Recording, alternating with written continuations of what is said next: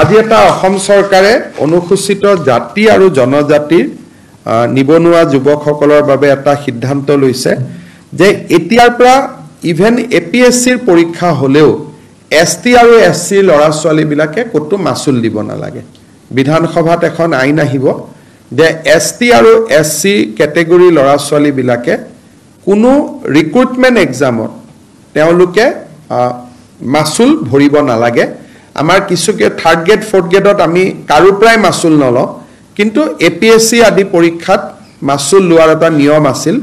এতিয়া তৃতীয় আৰু চতুৰ্থ শ্ৰেণীৰ যেটো নিয়ম হেটো থাকিবই কিন্তু গেজেটেড লেভেলটো এসটি আৰু এসসি লৰা ছোৱালীখিনিয়ে এতিয়াৰ পৰা আৰু কোনো নিযুক্তি পৰীক্ষাত মাসুল দিব নালাগে মুখ্যতঃ মই আশা কৰো যে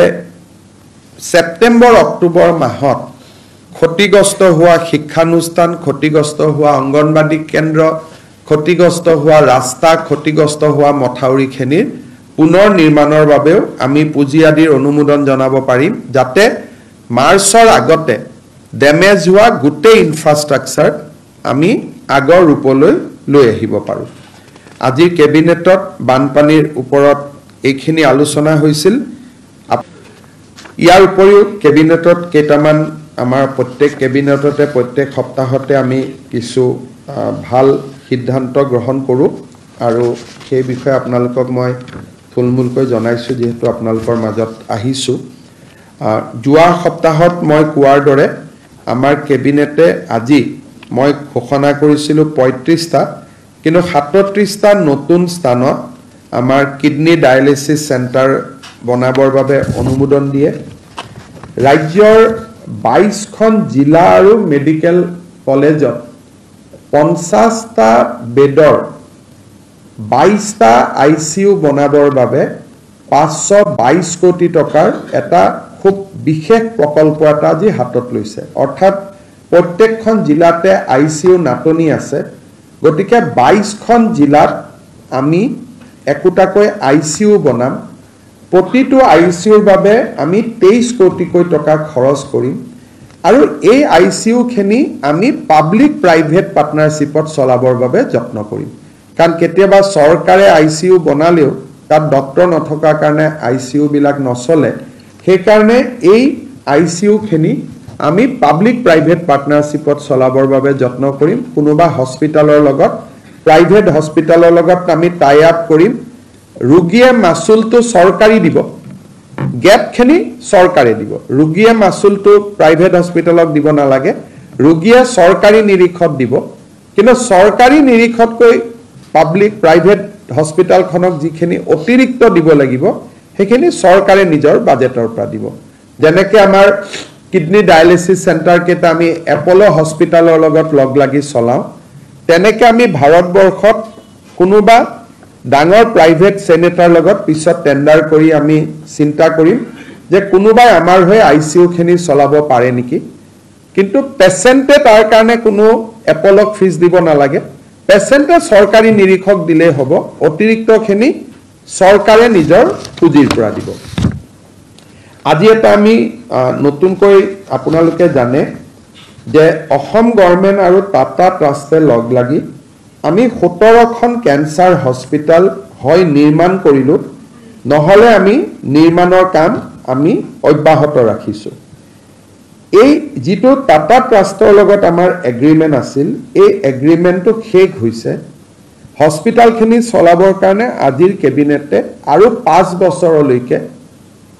আমাৰ যেটো বুজাবুজিৰ চুক্তি তাক বৃদ্ধি কৰিবৰ বাবে সিদ্ধান্ত লৈছে আৰু এই গোটেই প্ৰজেক্টটোত অসম চৰকাৰে 2803 কোটি টকা খৰচ কৰিব আৰু টাটা ট্ৰাষ্টে আমাক এই গোটেই প্ৰজেক্টৰ কাৰণে তেওঁলোকে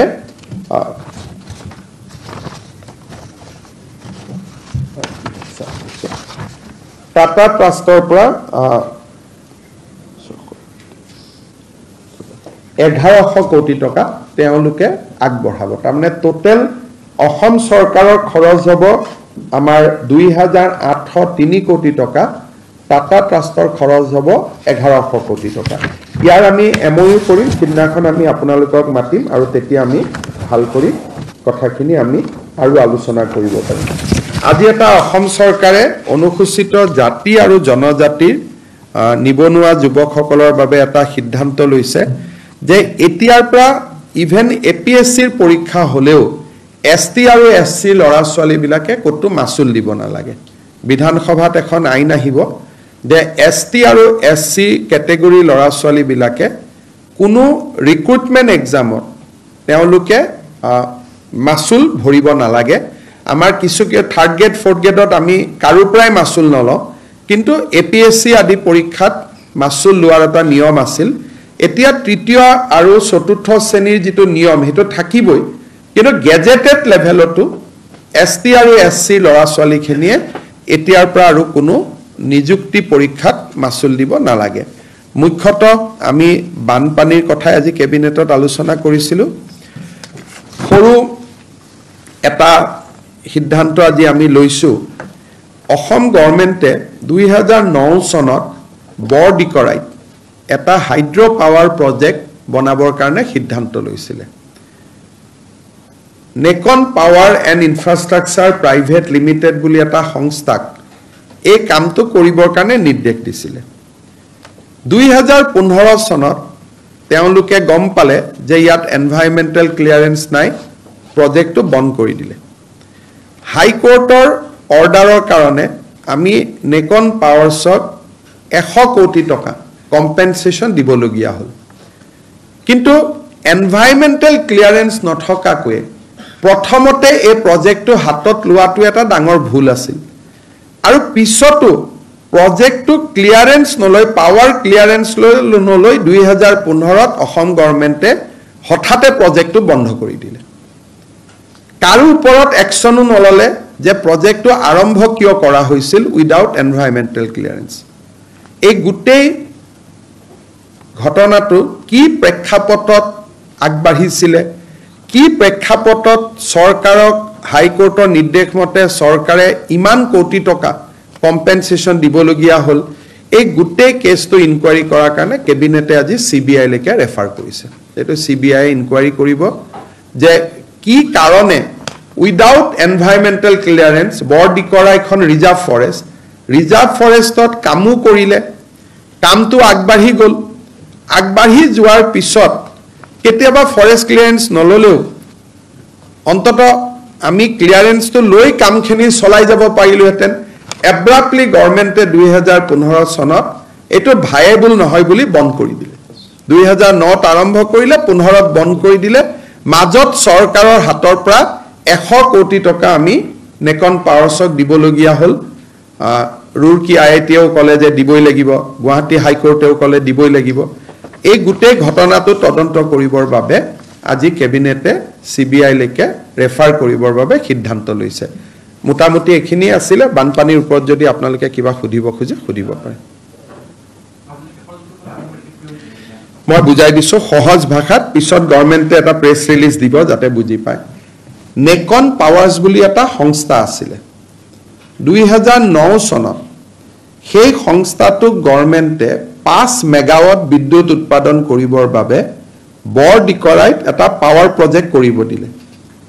তেওঁলোকে কন্ট্ৰাক্ট পালে তেওঁলোকে কাম কৰি গৈ থাকিলে 12 চনত ফৰেষ্টে তেওঁলোকক 3 বছৰ পিছত কলে